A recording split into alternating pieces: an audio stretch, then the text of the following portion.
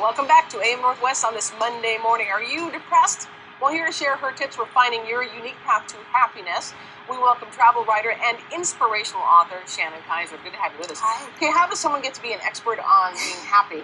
Well, it starts really with following your heart. I was in a career that I didn't relate to. I was in corporate. I was living in Chicago, and I was pursuing a career. I was climbing the corporate ladder, and none of it felt right. Every new promotion I got, I came crashing to the floor because it didn't feel like what I wanted for my life. What I really wanted to be was a travel writer, and being stuck kind of behind a computer didn't allow me to be who I really was. Well, now you're a travel writer and you write about vacations and spas. It's and amazing. I'm so jealous. Yeah, I do. I write for quite a few different magazines, and I'm a freelance writer as well. I'm working on my first book, Find Your Happiness, and it's really about being authentic with yourself and trusting who you really are, and that's what I've been doing. So let's talk about your tips. And your first one is focus on what you want. Absolutely. This one is so important. Focusing on what you want is really tough for people because most of the time we focus on what we don't want. We have this voice in our head and it says, I don't want to be fat. I don't want to be in a relationship where we're fighting. I don't want to be in this job anymore. But we stay in it and we really don't realize that the things we're saying to ourselves in our head are helping create that reality. And it's a matter of switching it around to be very clear about what you do want. And I did this. I was in a career and I kept saying, I don't want to work in this company anymore. I don't want to be in this city. And it wasn't until I switched to say, I want to be a travel writer, did things open up for me. I started meeting editors for magazines. They started sending me on travel assignments. So it's really about getting clear about what you want and focusing on it.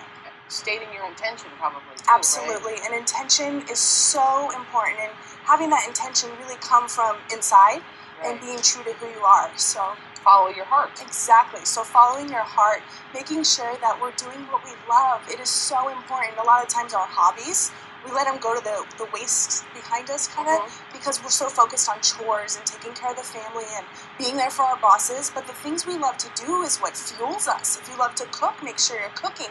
If you love to write, make sure you're writing. And that's really what I did. I made sure to implement what I liked and to really, really follow your heart, because we all have that voice inside of us that kind of speaks and whispers. Sometimes it yells. For me, it was yelling at me. Do one thing every day your future self will thank you for. This one is one of my favorites because, when we make goals, especially the new year just happened, a lot of health goals, it's Valentine's week, so a lot of times we're thinking about romantic goals, and we think about these goals and they're so heavy and they weigh down on us, and it's really lofty to think, how am I going to get from here to there? Right. But by breaking it up into baby steps and really focusing on one thing every day, you'll feel more accomplished, you'll feel more focused, and you'll really be closer towards reaching that goal. If you're trying to, like for me, I wanted to be a travel writer, but I'm in a corporate environment. How do you get there? Right. Each day I just wrote. I wrote in a journal, I wrote and submitted those blogs, and then I started to get published. Let go of the outcome and expectations. Oh, this one is so important. I work with a lot of people and they say, Shannon, my goals aren't coming true. I don't understand. And it's a big part of patience in that. And when we focus and when we do all the things that I'm suggesting, your dreams will come true. But a lot of times it doesn't come true in the way we think it should.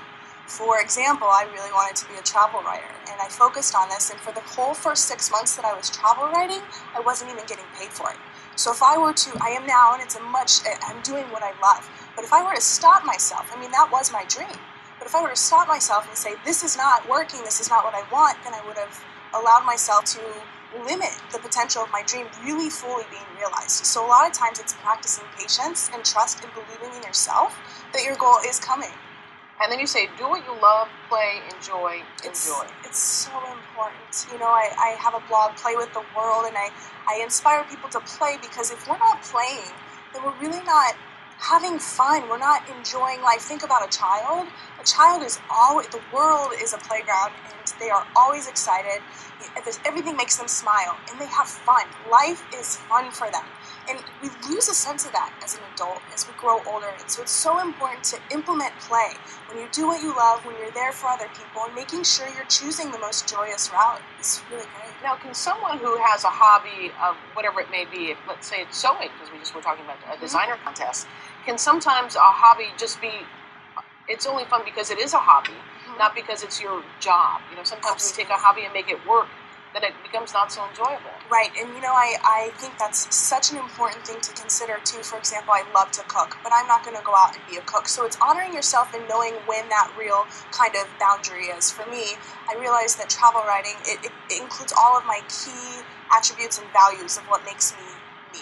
I love exploring, I love seeing new people and meeting new people, and I love creating and expressing myself. Right. So looking at your values, and if somebody's in that situation, I would suggest to look at your values and say, how do they line up? And be okay with not trying to make money from what you love. You don't have to rearrange your whole life. The whole idea is when we get more of what we love into our life, we're more happy. Right. We're not in a funk anymore. Shannon, thank you very much.